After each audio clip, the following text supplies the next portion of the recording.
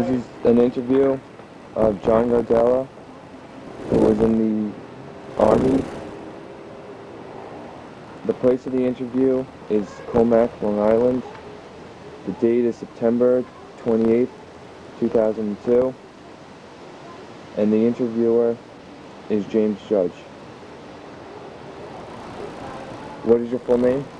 John C. Gardella. Where and when were you born? September 16th, 1928. Was born in Brooklyn. What was your pre-service education? High school. High school graduated. And what was your pre-service occupation? I went from high school to the military. When did you enter service? September 7th, 1946. Were you drafted or enlisted? Enlisted. What branch of service and why? The Army. I was looking for the GI Bill of Rights.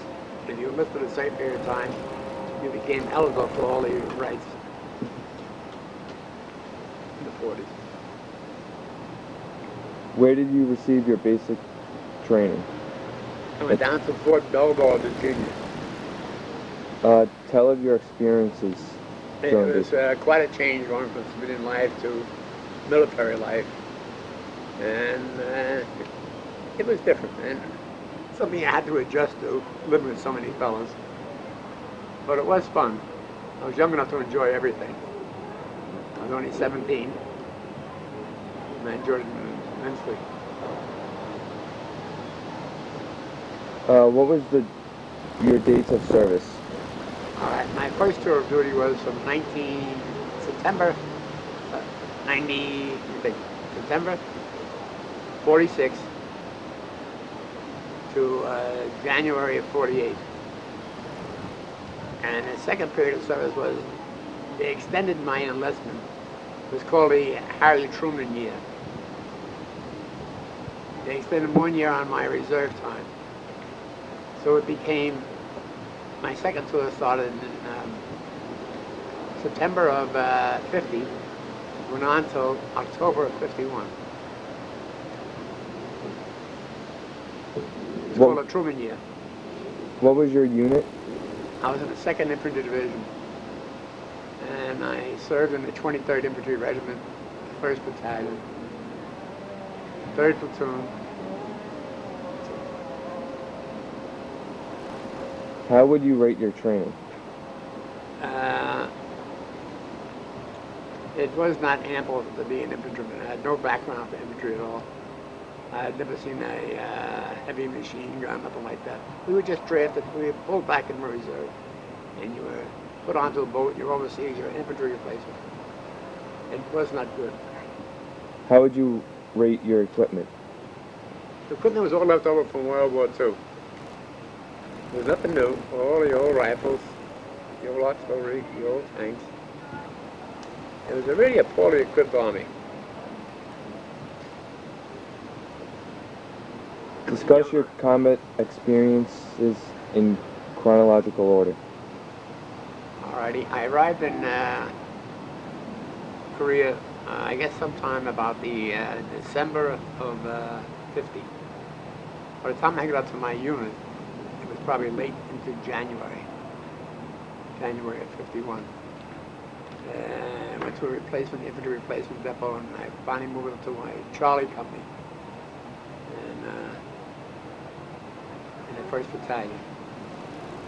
And from there, we were along the Han River, and a lot of patrol action, getting used to these, trying to break us in, young infantrymen.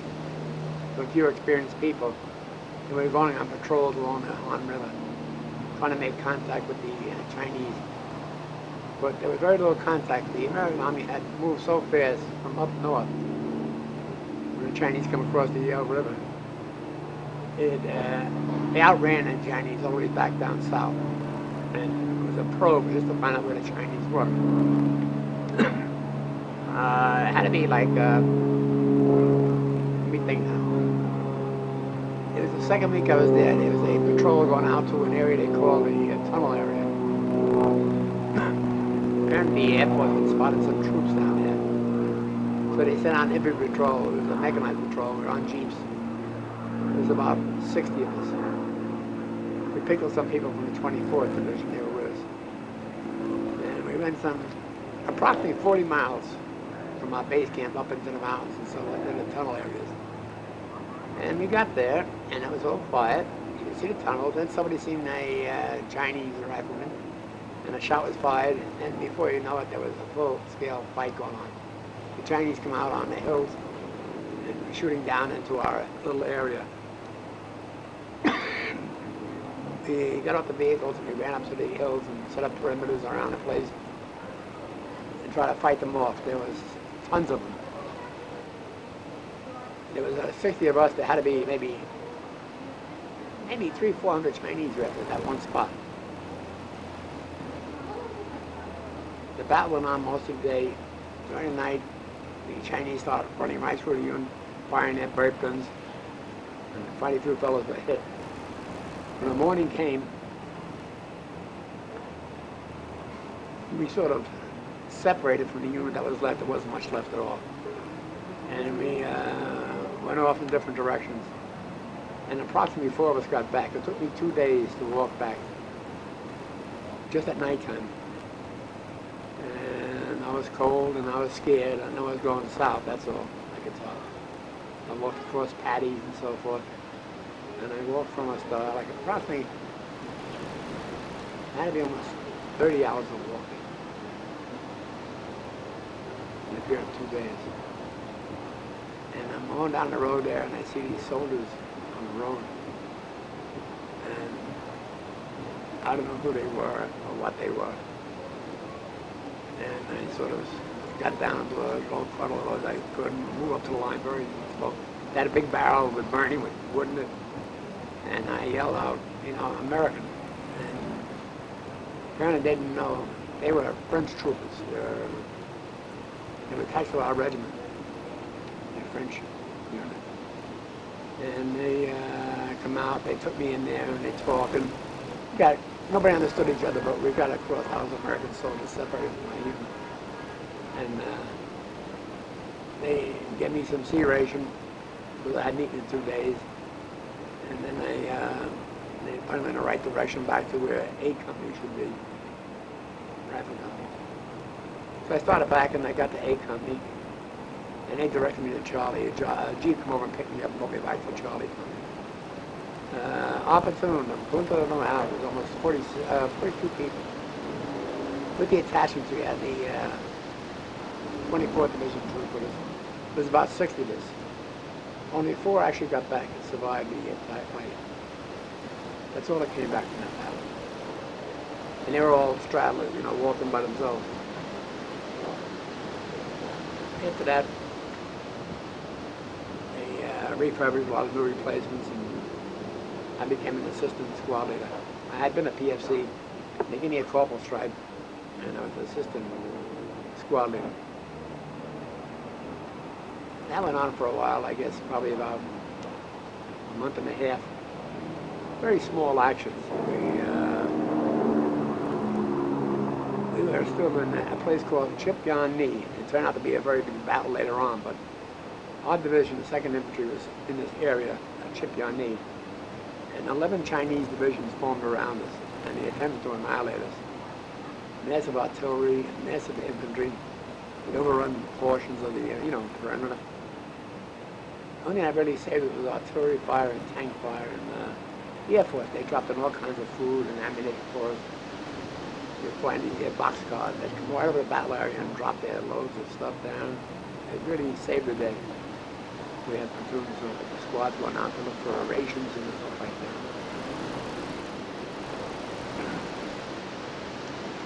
That went on for 4 days. This massive artillery. They were attempting to destroy us. And after all the airlifts and so forth, the 1st Cavalry came to our rescue. They come right down the road and set up a perimeter, and they headed for the fight, and we backed the Chinese out there. We went out. We got out, our regiment got out. And the 1st Cavalry continued that fight. We went back and refurbished, get new equipment, new supplies. And then we were involved in this campaign called Operation Killer.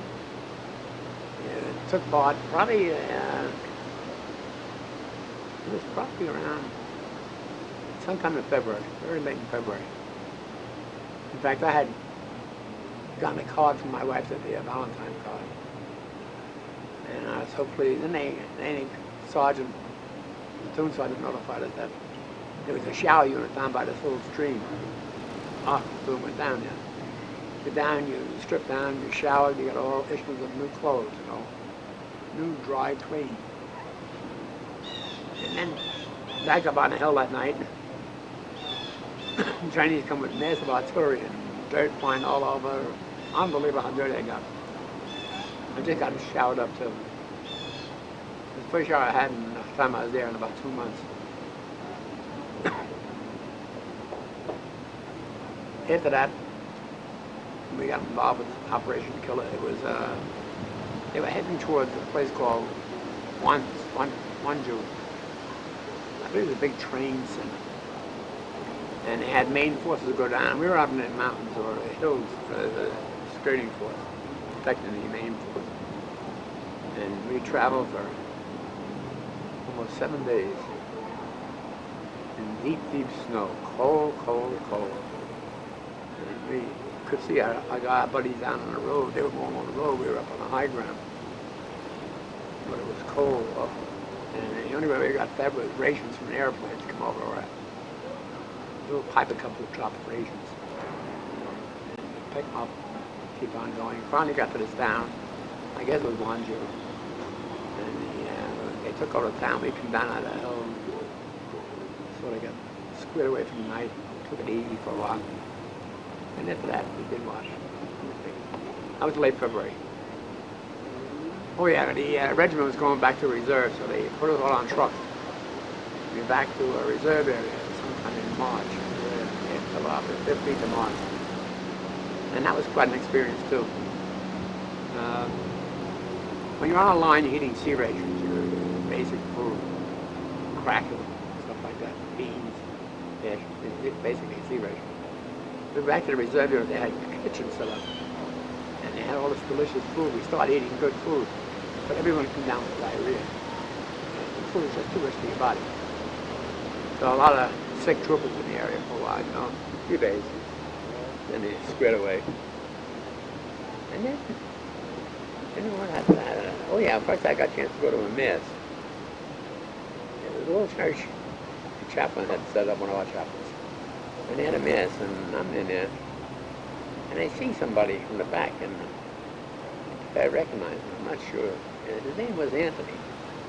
I found out later, and I got up to him, Anthony. He had been in the the 5th Combat Regimental Team, and he was on his way back from the hospital. He had been wounded. And we had a day at the church together, and then we went back to my area and got some rations. And then he was gone, catching the transportation somewhere. But it was nice seeing him. Somebody you knew from the old neighborhood. All right. That covered February. Oh, this is the sad part. It was very, very cold in Korea. Exceptionally cold. Tons of snow. And everybody used to pray. Like one day, in the spring, when the snow all goes away, finally got to be spring, and the snow went away. But never thought that would turn to ice water. It couldn't be a hole. So you're sitting in ice water. Most uncomfortable time of the day. All right, then we go into the spring. The spring got very bad. It was we're in an area called the Iron Triangle. There's really 3 main towns set up like a triangle, and it was called the Iron Triangle. It was a pretty good defensive positions. The Chinese were massing major forces. They called the second spring offensive. And they came down in tanks and everything else. Massive ground fighting, firing positions. They fire, would fall back from our positions, going back. They would actually chase us. They would fall back and set up new positions, and then nighttime they'd come in again, and we'd have to fight for most of the night, and then fall out and go back and set up new positions. Went on for 3 days like that. We were outnumbered. They had massive infantry, and we killed an awful lot of them between artillery fire and rifle fire, machine gun fire, mortar fire. But they kept coming though. Finally, after 3 or 4 days, they had enough and stopped. And then we went back over the ground. We had gone below the 38 parallel. We're going back again. How do I cross the parallel maybe about 6 times? 3 going north and 3 heading south. But we went back over the parallel chasing, and they were all shot up. Most of them surrendered. They picked up. They were in bad shape between the cold weather, lack of food, and the massive fires on the town. But I covered the springtime. All right. There was a lot of patrol, a lot of out walking around, different actions. You're looking, trying to make contact with the Chinese. They fall back so fast.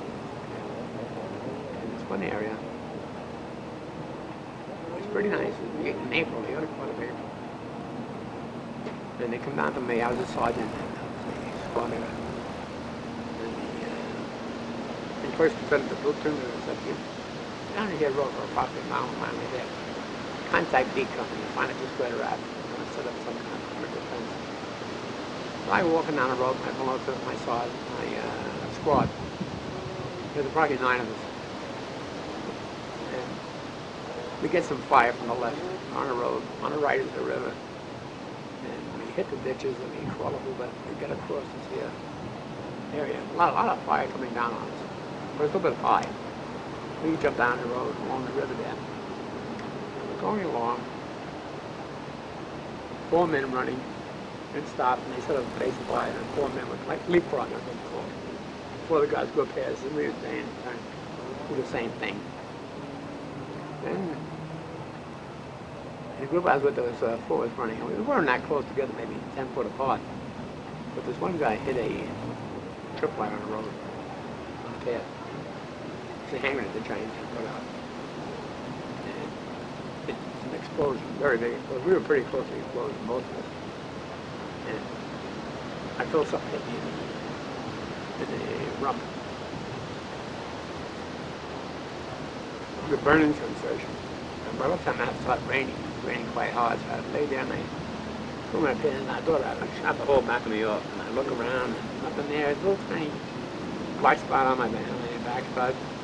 And there's only one drop of blood, a little tiny hole in my pants, couldn't believe it. So, we managed to get out of that area, get back to the tank by the river, shortly. He started firing up on the Chinese, that's what we got again. So we got back together, went back to, I had one of the guys was hit, the bullet went through the leg. Another guy lost his rifle, was shot right out of his hand. So we went back to our own position, and from there we went back to the aid station in the area. And they give me a shot, told me it would pop out, a piece of shrapnel would pop out by itself. And they give me a penicillin shot. And that was it. There was no Purple Heart for that. I never thought about it. But we reformed and the battle went on, and it was sort of slowing down in April. The weather was getting nice, we were less clothes, and more comfortable. It was extreme cold weather. Spring sun was nice, good sun. So later on in April, we got into May. They talked about our sister regiment. The 38th Infantry. They had got beat very bad in a place they call a I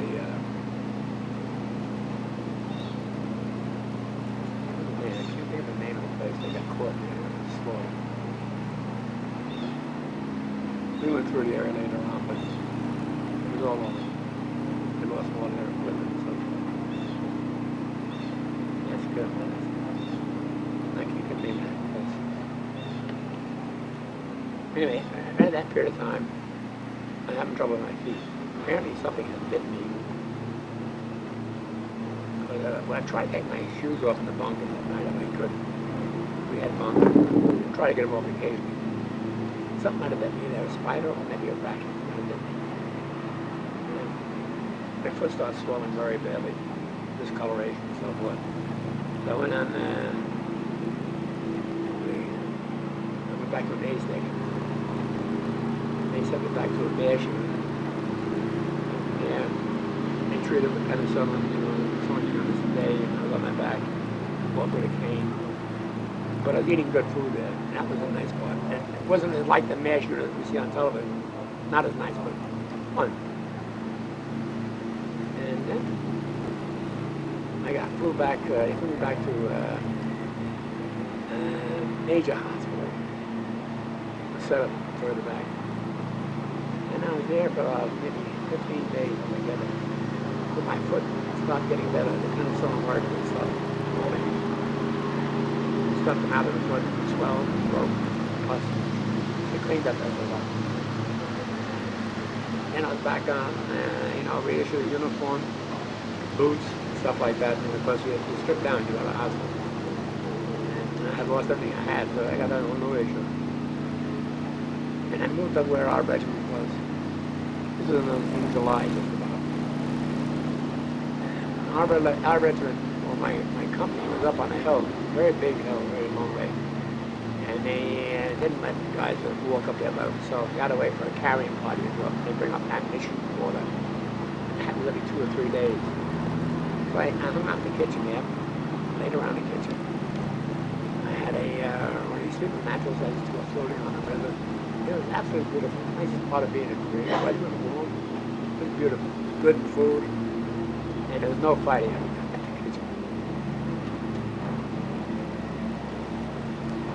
After that action, we moved to a place called a punch bowl. It was a beautiful area, the Lux Valley, surrounded by hills, up across. And there was a lot of action in the area, mostly patrols. We walked down there. We had to cross some rivers. And we had a few nieces in our outfit. And they were about 5 foot tall. And they had a lot of trouble getting across these rivers, you know. You had to really take care of them. They were strong guys, though. But still, it was a lot of work. Water runs pretty fast. You have all the ammunition to carry, rifles and weapons and so forth. But after that, just mostly action in that area. We set up some patrols, we set up some ambush. Yeah, sometimes you're lucky, sometimes you didn't. One of the big experiences up there, though, we had gone down to the valley and some mortars fired up. And one of the fellows was hit in the leg. So they called for a medic, you know, they called for evacuation. So this little tiny helicopter comes in. I never seen one before, the whole time I was there. It was the Type Icon MASH, a little bubble on it. There was 2 stretchers on each side. And this guy came in and he laid down right on inside the punch bowl. And with that, the Chinese actually tried to hit him and drop more mortar shells in the air. They're trying to zero on him. But they quick put the body on the helicopter and it took off, gone. We had a few more rounds come in, that was it. Chinese battalion, that's all it took. But after that, punch bowl, where we go from there? Oh yeah, that was mostly the summer. It was a beautiful area. The food was pretty good. We had carrying parties coming up there all the time. And it was mostly warm rations. And they either cooked by ourselves or they carried up steamers of food, which was very good considering the conditions. Yeah. I never missed a meal no matter what. And that period of time, what else happened then? Oh, the summer was starting to pass by. It was well into August now. And there's a lot of talk about a very major battle going to be shaping up at a place called Heartbreak Ridge. And then the word came down to 2nd Division. That's the division we're going to go up to the Heartbreak Ridge area. And I guess it was late, very late. Oh yeah, the early part of September. We got come down off the mountains in the Punch Bowl area, got on trucks, jeeps. We were moving to a new area. We had gotten a beer ration that day. So I found a nice spot in the jeep there, and I had a whole case of beer there, and I had a few on the way to the Punch Bowl area. We pulled up middle of the night, it started to rain, and I put rice patties there. And attempted to lay down in the rice paddy, put down a piece of canvas, lay on top of it, uncomfortable as can be. But I had enough beer I could fall asleep. And that morning I woke up, I see the first sergeant going by, and he's calling me. I said, what's the matter? He said, do you want to go home? I said, absolutely. He said, look for me. So I was being rotated out. I had been there actually, I'd been back in the service about almost a year. I got called late part of September. This was the early part of September. In fact, the next day, my birthday, September 16th, I was going on a truck and going back down south to see. We drove, left there, going down south. Pulling this here, village there. They had a shower set up. You strip down, you took every bit of clothes you had off, all the stuff you put down, and then you redress and you reissue. And all the souvenirs that weren't allowed were taken away.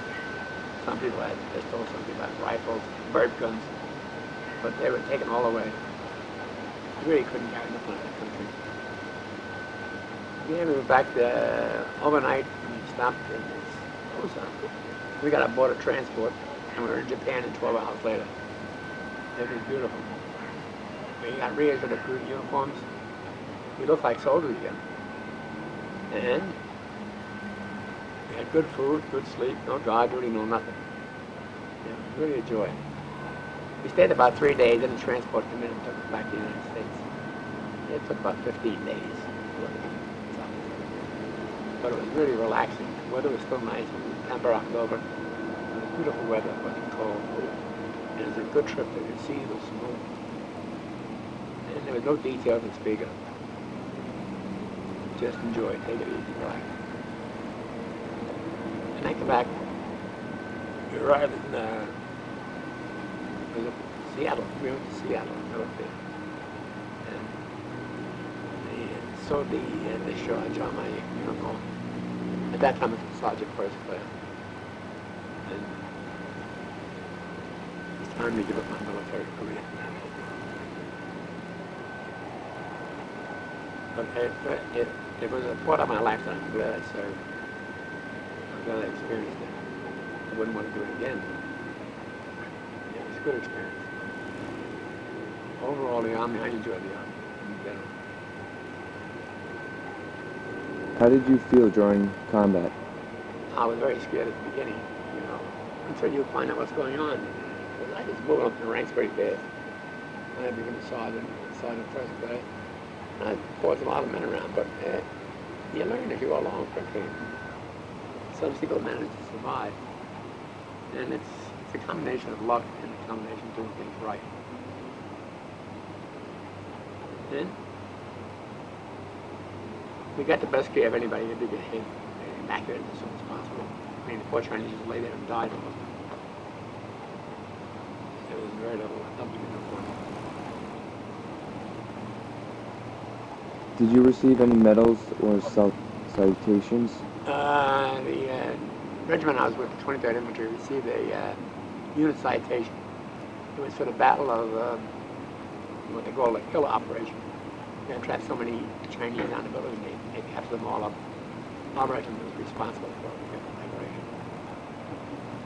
And then I had a combat infantry badge. It was one of my prized possessions. How did you keep in touch with those at home? Pardon? How did you keep in touch with those at home? Just mail. Mail was the only thing you had. Back and forth, mail letters from my wife, my mother, and mail these. There was never no phone calls. I just couldn't. I guess today you have cell phones. What was your most memorable experience?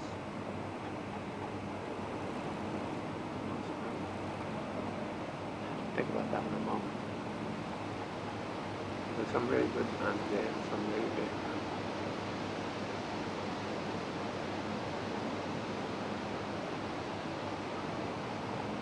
I think getting out alive and happy when I got out, it just was the most important thing. I went through it much, but it was over the years. I survived. I have one little tiny incident with the shrapnel on the backside, which is so small. Probably a spent piece of shrapnel around it. Experience left the greatest impression on you? Walking back from the ambush.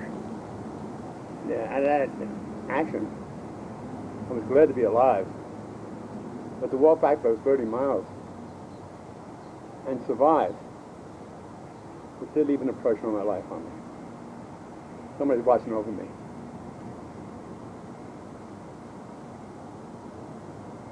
How do you feel about your military experience? I felt I did my job and I was rewarded for it. It changed my lifestyle a bit. Became more independent. Formed the direction I wanted to go in life. I enjoyed it. What were your duties and your rank? All right, I was a sergeant first class. I was a platoon sergeant. I was in charge of 40 men. Actually, the lieutenant is the commander of platoon. The sergeant is like number 2 man. But there's 40 people you look after, food, rations, ammunition. You take care of them, all kinds of stories. You lie to them when you have to. You tell the truth when you have to. And you get the most out of them. Keep them honest. Describe your relations with the Korean population. In general, the Korean population was very, very good in South Korea. Up north, they weren't at all friendly, very sad people. They were in bad shape up north, above the parallel. But in the South, they weren't bad at all. They give you rations, they give you rice, they give you their national dish, kimchi and stuff like that. You try it, I burn my tongue. But in general, they were good. The ROK division, the Republic of Korean troops, at that period of time, they weren't good at all. They were still in the training process. They weren't reliable. You had them next to you on a flank. You didn't know where they were. Of course, it could happen. You'd be gone. Over the years, they improved tremendously, but at that period of time, they weren't top shelf. Describe your relations with black soldiers. In that period of time, our the Army was starting to integrate. And our sister regiment, the 9th Infantry, was half black and half white. Our regiment, the 23rd, was completely white, and the 38th was completely white. So I really had, except for some artillery troops or some tankies, you might see black, but normally I didn't have no problem with them. I didn't work with them that often. They had a lot of truck drivers. They didn't ever do their job like everybody else. Never did their job. What was your reaction to the relief of MacArthur by Truman? Well, I sort of glad it was happening because I thought Truman was going to go too far. Not Truman. MacArthur was going too far. He was talking about dropping a bomb up on the river. And you drop a bomb, you don't know where the hell the war would go to that. There'd be no survival. So I was sort of glad that Truman took him out of action. I think he just got too powerful for his view. Different kind of war, and he wasn't ready for it. He's a great man, but I'm glad he took him out. What was your feeling about the election of Eisenhower? I felt Eisenhower was a fantastic man. They couldn't do no harm. He made promises to get the troops out of Korea, which I was really for. I really didn't want to stay there any longer. Korea was a bad war. There was over 38,000 men killed there. And it's only in 3 years. And actually, the war is still a war. They never declared a peace in that area. They could start again tomorrow. But I did like Eisenhower. I thought he was a good man for the job. And soon after he got in, the war came to a conclusion. The peace talks at Panmunjom and so forth. It was a long, drawn-out affair. It just wasn't handled right at the time. Did terrain and climate affect the battle? Yes, the weather was exceptionally cold. Mountains all over. It was not tank country. Tanks couldn't run around and stay on the road. And artillery and stuff like that. You engaged mostly with infantry fights, Massive Chinese attacks. A lot of infantry. And in the right position, the artillery can get in where you were okay. But it was bad times. It was awful. I used to pray that the snow would go away.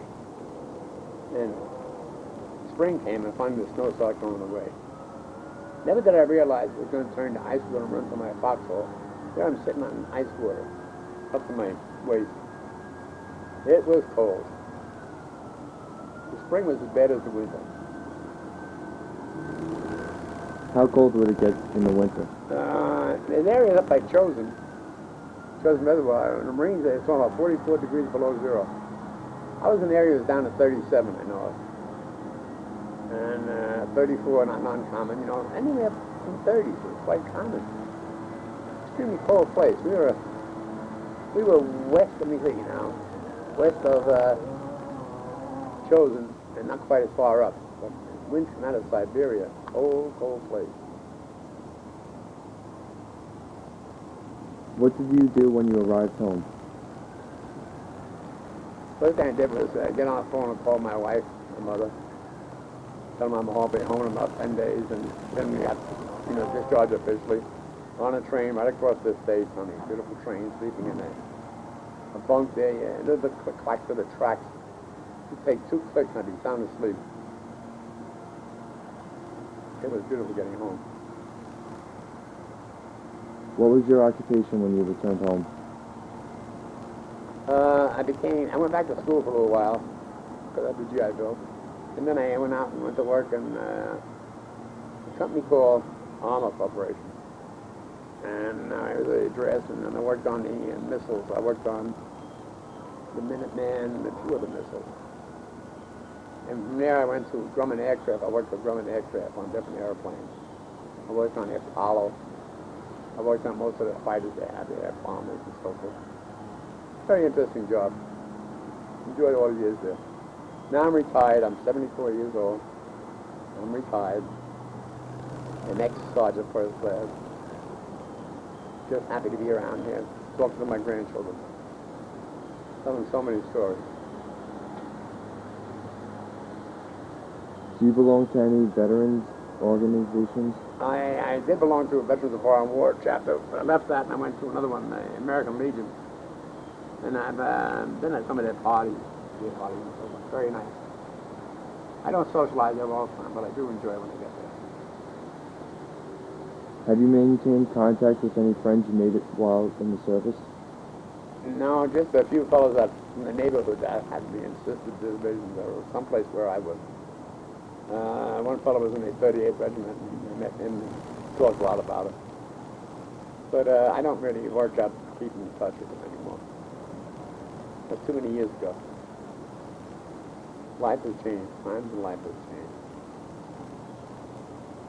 And the final question, how did your military experience change your life or influence your life? I think mostly in attitude, what I thought about people, what I thought about the job and so forth, home, family. Change in that direction mostly. Met some good people, and met some people I didn't care for. That's part of it, though. Just the friends and so forth. But overall, it was good.